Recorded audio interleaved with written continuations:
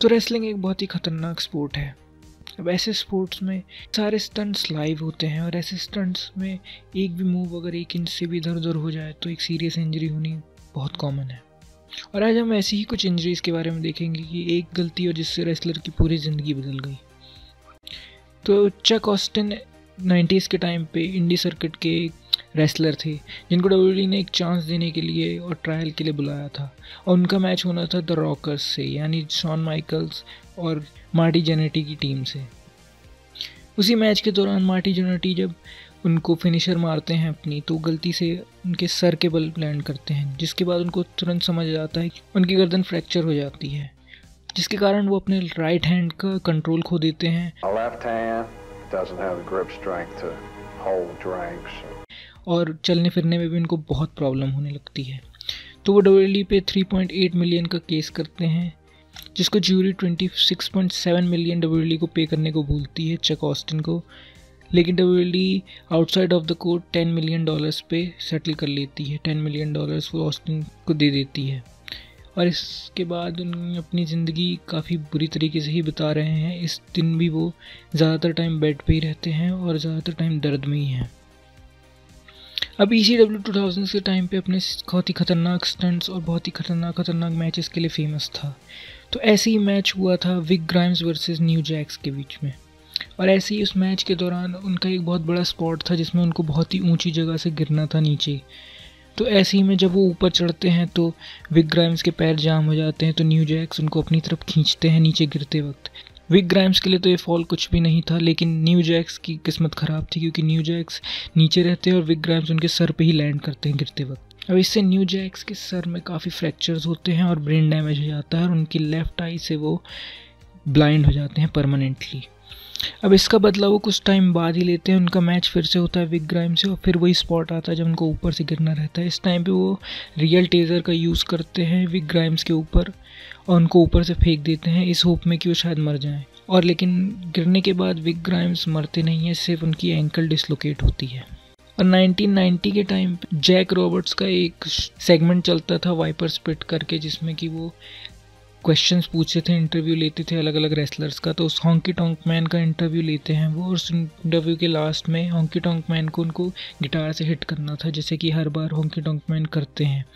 लेकिन डब्ल्यूडब्ल्यूई के स्टाफ में एक गलती हो जाती है कि वो रियल गिटार यूज़ कर देते हैं नकली गिटार की जगह, और वो उनको जैसे ही हिट करते हैं तो उसी टाइम पे विजुअल रहता है कि उनकी नेक और स्पाइन में बहुत ज़ोर से वो डैमेज किया है, और इसी वजह से उनके जो आगे के टाइम रहता है बहुत ही दर्दनाक हो जाता है।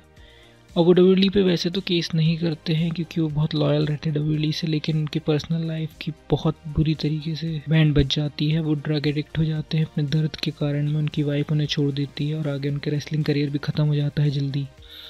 और उन्हें लगा था कि अब शायद वो नहीं बचेंगे, लेकिन DDP उनको मिलते हैं जो कि योगा से और बाकी सारी चीज़ों से उनको ठीक करते हैं, और वो अपनी लाइफ वापस लेते हैं और सारे एडिक्शन ख़त्म करते हैं, और उनको हॉल ऑफ फेम में भी डब्ल्यूडब्ल्यूई ने वापस बुला के इंडक्ट किया था 2018 में। पर उनकी ज़िंदगी अभी भी काफ़ी दर्दनाक ही है उन इंजरीज़ के कारण। और अगले रेसलर हैं डेविन निकोलसन। डेविन निकोलसन ने अपनी कॉलेज डेज से ही अपनी स्कॉलरशिप को भी यूज़ कर लिया था ताकि वो रेसलिंग में अपना एक करियर बना सकें, और वो डब्ल्यूडब्ल्यूई में जाना उनका बहुत बड़ा सपना था। इसीलिए वो इंडी सर्किट में 10 साल तक रेसलिंग करते रहे, पूरे वर्ल्ड में अलग अलग छोटे छोटे से इवेंट्स में, छोटे छोटे से प्रमोशंस में, ताकि डब्ल्यूडब्ल्यूई एक दिन उनको ऑफ़र दे। और वो ऑफ़र आया 2009 में, और वो ऑफ़र की खुशी उनको तो मिली, लेकिन बहुत ही कम समय के लिए, क्योंकि जल्दी ही डब्ल्यूडब्ल्यूई ने अपना ऑफ़र वापस ले लिया। क्योंकि उस ऑफ़र से थोड़े टाइम पहले ही उनका एक मैच हुआ था अब्दुल्ला द बुचर के साथ, और उसमें अब्दुल्ला द बुचर एक ब्लेड से अपने आप को कट करते हैं ताकि वो ब्लीड कर सके, उसी सेम ब्लेड से वो डेविन निकोलसन को भी कट करते हैं ताकि वो भी ब्लीड करें। और ये उस टाइम पे तो उन्होंने ध्यान नहीं दिया था, लेकिन जब डब्ल्यूडब्ल्यूई ने उनके टेस्ट किए और पता चला कि उनको हेपेटाइटिस C है, और यही कारण था उनका कॉन्ट्रैक्ट रद्द करने का भी।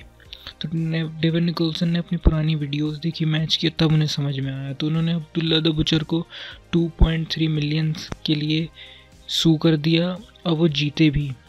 और फिर उसके बाद उन्होंने अपना इलाज भी कराया, और वो अब ठीक तो हो गए, लेकिन डब्ल्यूडब्ल्यूई ने उनको सेकंड चांस नहीं दिया और 2.3 मिलियन जो वो जीते थे वो भी अब्दुल्ला द बुचर ने आज तक उनको पे नहीं किया है।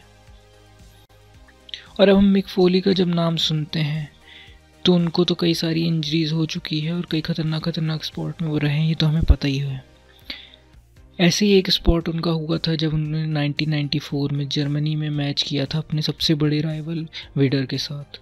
अब वो एक फेमस स्पॉट हमेशा करते थे कि रस्सी में अपने आप को उलझा लेना गर्दन के उससे, जैसे कि वो सफोकेट हो रहे हों।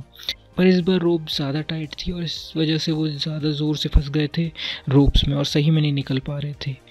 उनकी मदद करते हैं रेफरी और वो निकलते तो हैं, लेकिन उनका जो ईयर रहता है वो भी कट जाता है और वो कट के रिंग में गिर जाता है। और आज तक उनका जो ईयर है वो आप देख सकते हैं कि विजुअली कितना डैमेज्ड है। तो यही थे कुछ रेसलर जिनकी एक स्पॉट गलती होने से पूरी ज़िंदगी ही उनकी चेंज हो गई। आपको ये वीडियो अच्छी लगी तो इसको लाइक करें और मेरे चैनल को सब्सक्राइब करें ऐसी और वीडियोज़ के लिए। Thank you.